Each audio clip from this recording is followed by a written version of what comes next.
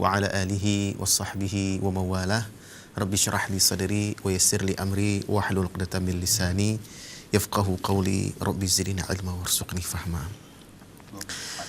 Para pemirsa ACTV yang dimuliakan Allah Subhanahu wa taala, setelah kita memuji Allah dan bersalawat kepada Nabi kita yang mulia Muhammad sallallahu alaihi wasallam, maka pertemuan kita pada Ustaz Menjawab pagi ini kita akan berbicara tentang keagungan kalimah tauhid.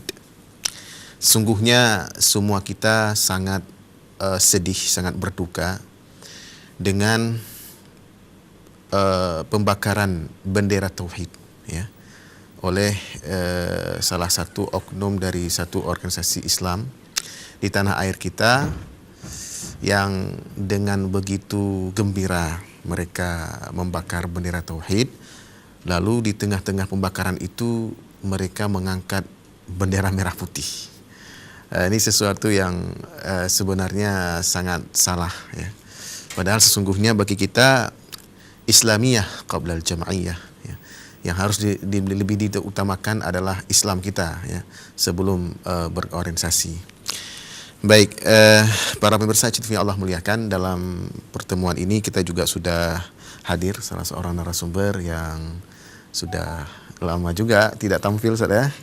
Ya, tapi pada pertemuan hari Kamis yang lalu juga sudah tampil juga, Ustaz, ya. Beliau bernama Ustadz Rahmat Ibnu Umar, ya. Dan dalam beberapa waktu ke depan kita akan berbicara berkaitan dengan tema ini, yaitu agungkan kalimat tauhid. Itu ada satu ayat, Ustaz, dalam surat Ibrahim ayat 24, itu kan Allah menggambarkan bahwa kalimah tauhid itu bagaikan pohon yang baik, ya kan? Yang dasarnya pokoknya itu kuat, ya, asluha tsabit wa far'uha fis sama', ya, dan cabangnya itu menjulang ke langit. Sampai digambarkan bahwa pohon yang baik ini juga menghasilkan buah di setiap musim, gitu kan. Nah, namun demikian ternyata memang yang seperti yang pada awal tadi kita sebut, sebagian masyarakat kita yang sudah tidak lagi peduli terhadap kalimah tauhid ini memperlakukan pelecehan, penodaan, ya kan, penistaan terhadap kalimah tauhid itu. Ya, padahal sebenarnya kalimah tauhid itu kalau di zaman Nabi itu memang bukan hanya di hati sudah pasti, ya, tapi juga di mana-mana, ya, tampil kalimah tauhid, termasuk di bendera juga, Ustaz, ya. Betul. Di bendera. Nah, Ustaz melihat fenomena pembakaran bendera itu seperti apa, Ustaz? Tafadhal. Pemirsa TTP yang dirahmati Allah Subhanahu wa taala, terima kasih Ustaz Azanul atas kesempatannya. Assalamualaikum warahmatullahi wabarakatuh. Waalaikumsalam warahmatullahi wabarakatuh. Seperti yang tadi Ustaz Azanul sampaikan di dalam pengantar, yeah, bahwa umat Islam kaget, yeah, dengan apa yang dilakukan oleh saudara-saudara Muslim kita dari salah satu bagian dari ormas besar, yeah, di negeri Banser, ya, Banser, ya. Yeah. Yang mana pada dasarnya ormas itu juga menjadikan ayat Allah di dalam simbol-simbol mereka. Ya. Kalau nggak salah kutipan surat apa itu, Ustaz? Nahnu ansarullah. Oh ya. Iya, itu ada di yang seperti perahunya itu. Oh, iya, Ustaz. Jadi hakikatnya kalau penolong agama Allah mestinya nggak berbuat begitu. Betul sekali, ya. Karena bagaimana kita bisa disebut menolong agama Allah? Ya. Bila pondasi, kalau bahasa Ustaz tadi, akar daripada agama Allah ini adalah diperlakukan seperti sebuah keburukan yang membakarnya itu diekspresikan dengan kegembiraan. Iya, betul. Jadi ekspresinya mereka ketika membakar itu sebenarnya menafikan apa yang disebut oleh banyak orang perbuatan itu tidak ada unsur sengaja. Ya. Karena kalau tidak disengaja kan memang nggak akan ada ekspresi. Ya, betul. Atau kalaupun Ya. ada kesengajaan, ekspresinya pasti sedih karena yang dibakar itu kalimat tauhid. Betul. Kalau misalnya memang pembakaran itu demi menyelamatkan, mengagungkan tulisan kalimat thayyibah. Dan itu pun kalau memang udah terpotong-potong. Udah terpotong-potong. Ya kan? Yang Ya. kalau dibaca itu maknanya bisa berbeda, kan? betul. Dan menyimpang segala macam. Menyimpang, ya. ya. Lebih baik Dibakar. dibakar. Tapi ini masih utuh. Allahu Akbar. Ya. Iya, maka ini sangat kita sayangkan. Tapi menurut yang saya amati memang Ustadz Azanul, ini tidak lain ketika kehidupan kita ini ibarat pohon tadi, akarnya sudah rusak. Akarnya sudah rusak sehingga dia tidak bisa lagi menjulang tinggi memberikan buah yang baik untuk Betul. untuk semua. Ya. Apa maksudnya? Kita akui apa tidak, faktanya sudah sangat lama umat ini membangun kehidupan mereka tidak dengan asas kalimat la ilaha illallah Muhammadar Rasulullah.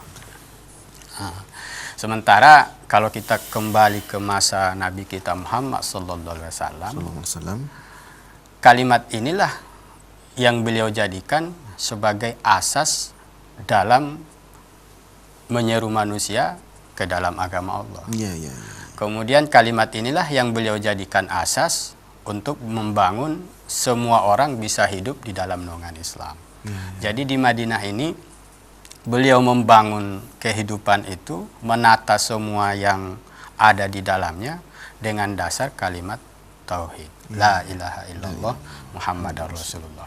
Bahkan Ustadz ketika beliau di Madinah sebagai pengurus kekuasaan, pengurus negara, ketika ada orang-orang yang datang kepada beliau sebagai utusan dari kabilah atau kaum untuk menyatakan diri bergabung atau meminta perlindungan dari beliau, beliau selalu memberikan kepada masing-masing utusan itu apa yang kita sebut tadi al-liwa ataupun ar-royah itu. Itu sama liwa dengan royah itu. Kalau sebagian ulama membedakan, Ustaz. Sebagian membedakan. Karena al-liwa itu menurut sebahagian dia lebih pada bendera negara. Eksistensi pemerintah warnanya putih. Tulisannya hitam. Hitam tulisannya. Okay. Atau dia bendera Ya. yang diberikan oleh pemimpin tertinggi atau khalifah itu. Kalau di masa Nabi yang memberikan kepada amir-amir pasukan. Nah, yang memberikan kepada amir-amir pasukan sebagai tanda di sana ada pasukan kaum muslimin. Nah, dan setiap panglimanya yang dalam apa namanya detasemen lah mungkin ya. Panglima ini diberikan roya, panji. Jadi amir itu memberikan yang hitam itu diberikan kepada panglima. Baik. Nah, setiap utusan pasukan yang di bawah panglima itu biasanya bawa bendera-bendera sendiri. Bendera yang modelnya? Misalnya kalau Ansor biasanya warnanya kuning. Oh gitu. Nggak ada tulisannya. Dia ibarat begini, Ustaz. Oh gitu. Ibaratnya tentara kita melakukan apel. Nah, biasanya kan markas-markas itu biasanya punya simbol sendiri. Tapi ketika mereka baris nanti ini berarti kita tahu ini dari gagak hitam, kita tahu. Tapi bendera utamanya tetap bendera merah putih. Jadi panglima itu kan yang dikibarkan kan merah putih, bukan bendera. Itu hanya pertanda bahwa ini pasukan dari wilayah ini, pasukan dari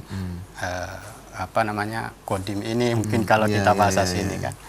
Jadi dalam Islam itu dulu Nabi kita menjadikan kalimat ini sebagai akar. Betul. Menghujam di dalam jiwa kaum muslimin, bahkan ketika di dalam bendera pun seperti Mus'ab bin Umair radhiyallahu anhu sudahlah menjadi pembuka pertolongan di Madinah. Beliau di perang Badar itu hingga syahid mempertahankan apa yang disebut ar-royah tadi agar tidak terjatuh dan tersungkur ke tanah. Kan begitu. Ketika kanan tebas, kiri ditebas, sampai dia genggam akhirnya ditusuk dari belakang sampai dia syahid. Bendera itu dipertahankan, al-liwa tadi. Betul. Nah, kenapa bisa begitu? Karena la ilaha illallah Muhammadar Rasulullah itu sudahlah menghujam di dalam jiwa mereka. Mereka ekspresikan juga di dalam pembelaannya mereka itu gitu. Betul.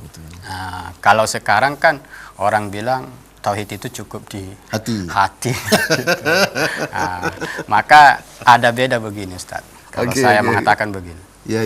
Di kita sekarang tak masalah orang itu rame-rame melafazkan la ilaha illallah Muhammadar Rasulullah. Ya. Tapi akan menjadi soal kalau ada orang berkumpul atas dasar kalimat la ilaha illallah Muhammadar Rasulullah. Itu memang berbeda faktanya. Iya. Nah, jadi kalau saya melihat Ustaz Ajanul di sana, kenapa kemudian terjadi ekspresi bahagia ketika membakar kalimat tauhid itu? Karena mereka melihat kalimat tauhid ini dalam bentuk ar-royah didakwahkan, disiarkan agar dijadikan kembali sebagai asas dalam menata kehidupan, asas di dalam menyebarkan risalah. Makanya ekspresi mereka seolah bergembira karena bisa membuat momok bagi masyarakat agar takut terhadap bendera ini. Iya. Tapi Allah punya makar. Nah, bendera ini, panji ini sudah diterima oleh masyarakat dengan dakwah yang dinamis. Umat sudah menerimanya sebagai panji Islam yang memang dulu pun dipahami oleh kaum muslimin sebagai panjinya. Iya, betul. Saya kira bermulanya dari akar yang kita gunakan dalam menata hidup kita sehingga terjadilah ekspresi seperti itu. Ustaz.